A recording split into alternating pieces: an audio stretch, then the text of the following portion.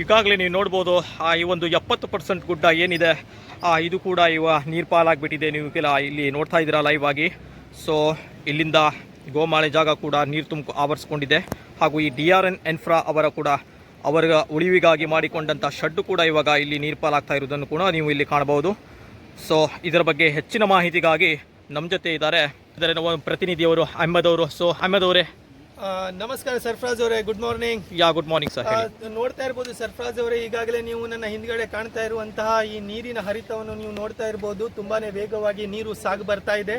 ಶರಾವತಿ ಡ್ಯಾಮಿನಿಂದ ಮತ್ತೆ 5,000 ಕ್ಯೂಸೆಕ್ಸ್ ನೀರನ್ನು ಹೊರಬಿಟ್ಟಿದ್ದಾರೆ ಅಂತ ನಮಗೆ ಈಗಾಗಲೇ ಮಾಹಿತಿ ಬಂದಿದೆ. ಒಟ್ಟು 60,000 ಕ್ಯೂಸೆಕ್ಸ್ ನೀರುಗಳನ್ನು ನಿನ್ನೆಯಿಂದ ಶರಾವತಿ ಅಣೆಕಟ್ಟಿನವರು ಏನಿದ್ದಾರೆ ಅದನ್ನು ಹೊರಬಿಟ್ಟಿದ್ದಾರೆ.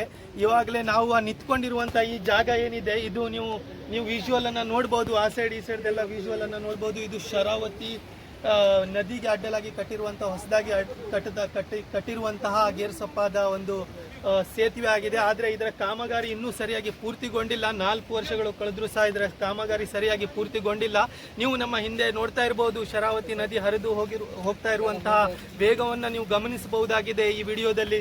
ಸರ್ಫರಾಜ್ ಅವರೇ, ನಿಮಗೆ ತಿಳಿದಿರುವ ಹಾಗೆ, ಎಲ್ಲರಿಗೂ ತಿಳಿದಿರುವ ಹಾಗೆ, ಇಲ್ಲಿ ಜನರಿಗೆ ತಿಳಿದಿರುವ ಹಾಗೆ ಏನಂತ ಹೇಳಿದ್ರೆ, ಇವರು DRN ಇನ್ಫ್ರಾದವ್ರು ಏನಿದ್ದಾರೆ ಇದನ್ನ ತಮ್ಮ ಒಂದು ಸವಲತ್ತಿಗೋಸ್ಕರ ಈ ನದಿನ ಈ ಸೈಡ್ ಡೈವರ್ಟ್ ಮಾಡಿರುವಂಥದ್ದು. ಆ್ಯಕ್ಚುಲಿ ಈ ನದಿ ಏನಿದೆ ಈ ಸೈಡಿಂದ ಹರಿದು ಬರ್ತಾ ಇತ್ತು, ನನ್ನ ರೈಟ್ ಸೈಡಿಂದ ಹರಿದು ಬರ್ತಾ ಇತ್ತು. ಆದರೆ ಅದನ್ನು ತಮ್ಮ ಸವಲತ್ತಿಗೋಸ್ಕರ, ತಮ್ಮ ಸಾಮಾನು ಸರಕು ಸಾಗಾಣಿಕೆಯನ್ನು ಸಾಗಿಸಿಕೊಳ್ಳೋದಕ್ಕೋಸ್ಕರ DRN ಇನ್ಫ್ರಾದವರು ಇಲ್ಲಿ ಏನಿದೆ ಇದನ್ನು ನೀರಿನ ಡೈವರ್ಷನ್ ಅನ್ನು ಚೇಂಜ್ ಮಾಡಿರುವಂಥದ್ದು.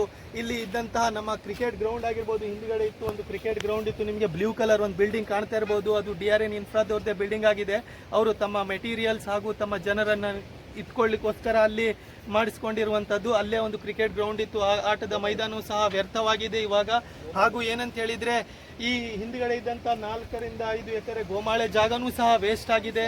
ಇವಾಗ ಅವರು ತಮ್ಮ ಕೆಲಸ ಪೂರ್ತಿಗೊಂಡ ನಂತರ ಈ ಜಾಗ ಮತ್ತೆ ಹೇಗಿತ್ತು ಅದೇ ಥರ ಮಾಡಿಕೊಡ್ತೆ ಅಂತ ಹೇಳ್ತಾ ಇದ್ದಾರೆ. ಅದು ನನಗೆ ಅಷ್ಟು ಸುಲಭ ಅನಿಸ್ತಾ ಇಲ್ಲ. ಯಾಕಂತ ಹೇಳಿದರೆ, ನನ್ನ ಈ ಎಡಭಾಗದಲ್ಲಿ ನೀವು ನೋಡ್ತಾ ಇರ್ಬೋದು, ಏನಂತ ಹೇಳಿದರೆ ಇಲ್ಲಿ ಕೆಂಪು ಮಣ್ಣಿನ ಗುಡ್ಡ ಹಾಗೂ ಈ ಮಣ್ಣು ಗೊಜ್ಜು ಇರುವಂತಹ ಜಾಗ ಏನಿತ್ತು ಅದು ಪೂರ್ತಿಯಾಗಿ ನದಿಯ ನೀರಿನ ಸೆಳೆತಕ್ಕೆ ಪೂರ್ತಿಯಾಗಿ ಕೊಚ್ಚಿ ಹೋಗಿದೆ. ಇವಾಗ ಮುಂದಿನ ದಿನಗಳಲ್ಲಿ ಅವರು ಯಾವ ರೀತಿಯ ಕಾಮಗಾರಿಯನ್ನು ಕೈಗೊಂಡು ಇದನ್ನ ಮೊದಲು ಹೇಗಿತ್ತು ಅದೇ ತರ ಮಾಡಿಕೊಡ್ತಾರೋ ಇಲ್ವಾ ಅಂತ ಕಾದು ನೋಡಬೇಕಾಗಿದೆ. ಮತ್ತೊಂದು ವಿಡಿಯೋದಲ್ಲಿ ನಿಮಗೆ ಭೇಟಿ ಆಗ್ತೇನೆ ಸರ್ಫರಾಜ್ ಅವರೇ. ಧನ್ಯವಾದಗಳು sir. Thank you so much for reporting Gersoppa. Sarfaraz Arman, thank you so much.